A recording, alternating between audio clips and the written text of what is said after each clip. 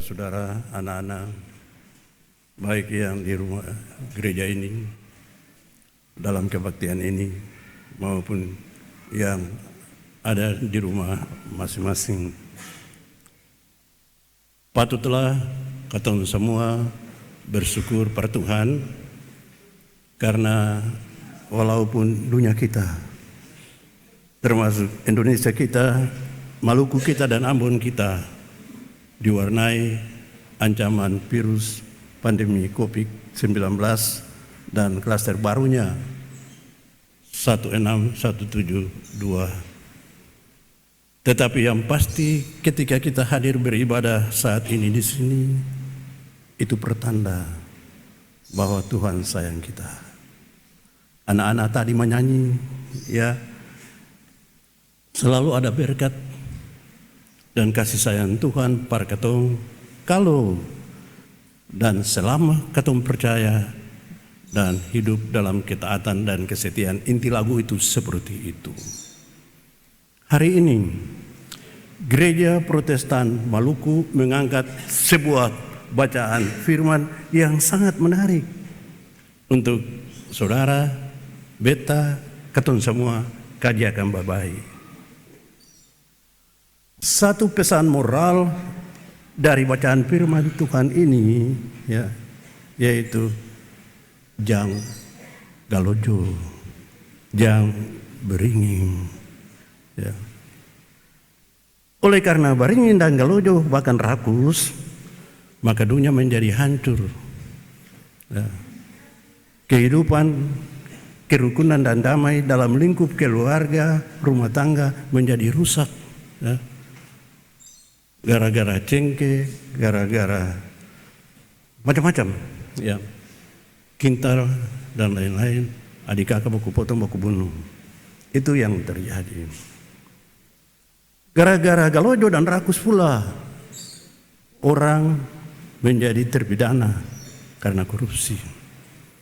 Gara-gara galojo dan rakus karena keinginan mata, ya, seperti yang ular munculkan dalam kehidupan perempuan itu, dilihat buah itu bagus pas sekali, ya, sedap pada pemandangan mata, indah dilihat dan pasti enak juga dimakan. Itulah yang merangsang perempuan itu untuk melakukan kejahatan ini. Ayat pertama bacaan kita mengatakan bahwa ular adalah binatang yang paling cerdik di antara semua binatang yang ada di dunia ini. Ular yang cerdik itu sebagai wadah penggoda manusia untuk menjerumuskan manusia ke dalam dosa. Dan karena itu waspada saudara-saudara yang kekasih. Semua yang dilihat indah pada pemandangan mata, ya, semua yang dihayalkan sadap kalau dimakan, belum tentu itu menghidupkan dan menyelamatkan. Mungkin juga itu penyakit yang mematikan.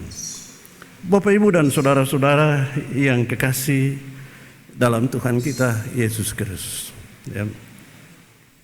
Tuhan Yesus sudah jauh-jauh hari mengingatkan, berjaga-jagalah dan berdoalah supaya kamu jangan jatuh ke dalam pencobaan.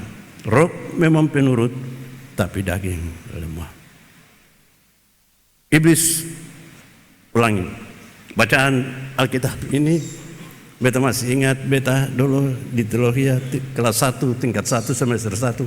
Beta baku melawan dengan dosen orang Belanda sampai hampir dunia kiamat. 4 kali beta sering lulus di mata pelajaran perjanjian lama karena ular ini, ya. Betapa hebat dan dahsyatnya ular, ya. Beta tanya beliau, Tuan dosen, apa benar ular di masa lalu bisa bicara dan ular sekarang tidak bicara? Nah, anto jawab, beta anto marah setengah mati. Ya, dan itu menjadi sebab beta saya lulus 4 kali di mata pelajaran perjanjian lama. Tapi yang kelima ujian beta saya jawab tapi lulus. Itu luar biasa, ya. Bapak, Ibu, dan saudara, kita tinggalkan itu. Kita kembali kepada ular yang memang sangat cerdik ini, ya. Rupanya ular sebagai pencoba yang dipakai untuk mencoba perempuan itu. Mengapa bukan Adam yang dicoba? Tapi itu jugalah siasat yang mungkin diketahui juga. Kalau Adam itu dicoba belum tentu, karena dia penerima perintah itu langsung jangan, ya kan? Hawa perempuan itu tidak menerima perintah itu, tapi perempuan itu tahu, karena untungnya laki-laki itu sebilang perempuan itu supaya ingatan antua besar di atas itu sujanji bahwa semua buah pohon dalam taman ini boleh dimakan, cuma saja buah yang di tengah-tengah itu, pohon yang di tengah-tengah itu jangan dimakan, sebab kalau makan pasti mati. Perempuan ini juga hebat juga. Ia tidak hanya mengatakan bahwa jangan makan supaya mati, tapi dia juga bilang jangan makan dan jangan raba. Ya. Jangan pegang-pegang lagi. Sebab kalau dunia sekarang ini mulai dengan raba-raba dan pegang-pegang, dan itu bahaya. Perselingkuhan, perkosaan itu banyak terjadi karena mulai lihat, mata ingin, lalu pegang-pegang, raba-raba, dan terjadilah kiamat. Ya. Itu yang sekarang ini terjadi. Dan begitu dahsyatnya dan hebatnya taktik-taktik permainan godaan dalam kehidupan manusia. Bapak, Ibu, dan saudara-saudara yang kekasih dalam Tuhan kita Yesus Kristus, baringin yang diakibatkan oleh mata lihat, ya, dan karena lihat hati sentahan, dan karena hati sentahan maka terjadilah hal yang memang melanggar perintah Tuhan. Ya. Itulah awal kejatuhan manusia ke dalam dosa. Dan setelah itu dosa beranak dosa. Ya.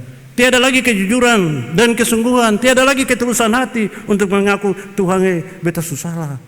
Sebab tadi ketika beta lihat buah itu, beta pun hati bergerak, beta ingin dan beta pegang, beta makan, dan tapi Adam bilang ya bahwa itu perempuan itu, perempuan itu bilang ular itu.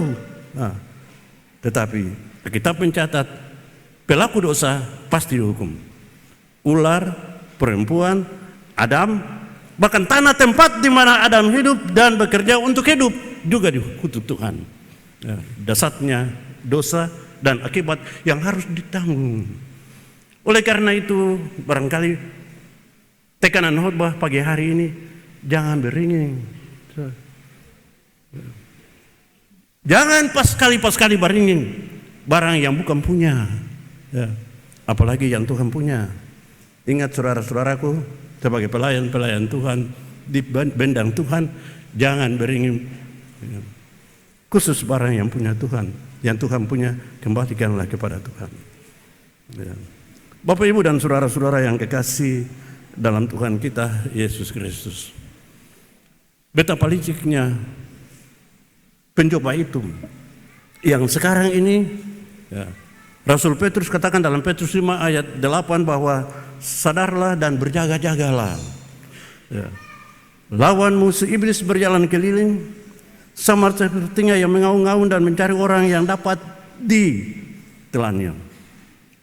Sadari Bapak, Ibu, dan saudara-saudara semua bahwa setan itu atau iblis itu dia semau sendiri di neraka. Dia paling senang kalau saudara dan beta ikut dia lagi. Nah, ada dalam barisan itu. Pilihannya tergantung saudara dan beta.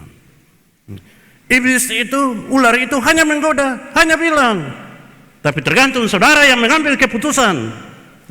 Atasan barangkali bisa bilang, bisa mempengaruhi bawahannya, teman bisa mempengaruhi rekannya, tetapi keputusan ada di tangan saudara sendiri. Ya. Andai kata perempuan itu menolak, kan tidak akan terjadi seperti itu. Tapi karena dia menyambut, jadi jangan pas kali beri ruang dan kesempatan terhadap cobaan itu dan godaan itu. Andai kata melihat, hindari. Ya. Jangan berpikir yang bukan-bukan. Sebab berpikir yang bukan-bukan itu lalu mulai intervensi penggoda itu, terus dia akan mengatakan, tidak, kamu tidak mati. Tuhan parente. Karena Tuhan tahu pasti ketika kamu makan, kamu akan menjadi serupa dengan Tuhan, tahu tentang baik dan jahat. Ya, itulah teknik penggoda-menggoda. Dan teknik-teknik itu juga secara luar biasa dikembangkan di zaman ini, zaman yang semakin canggih ini, dengan menggunakan segala macam media, termasuk media HP dan lain-lain, yang bisa menghancurkan moral dan akhlak kehidupan. Bicara tentang beringin, kalau beringin sudah di otak, walaupun orang masih di dalam satu dusun begitu, dia di sana, ada mata kau, berarti jangan coba-coba. Ya. Ada sasi, ya, katong di Maluku ini kan ada sasi, apalagi di Saparua begitu, sasi. Ya. Tapi kita lihat macam di daerah ini, pegunungan ini, di Butumuri dan segala macam itu sangat ada sasi. Tapi orang pun kelapar itu luar biasa. Ya.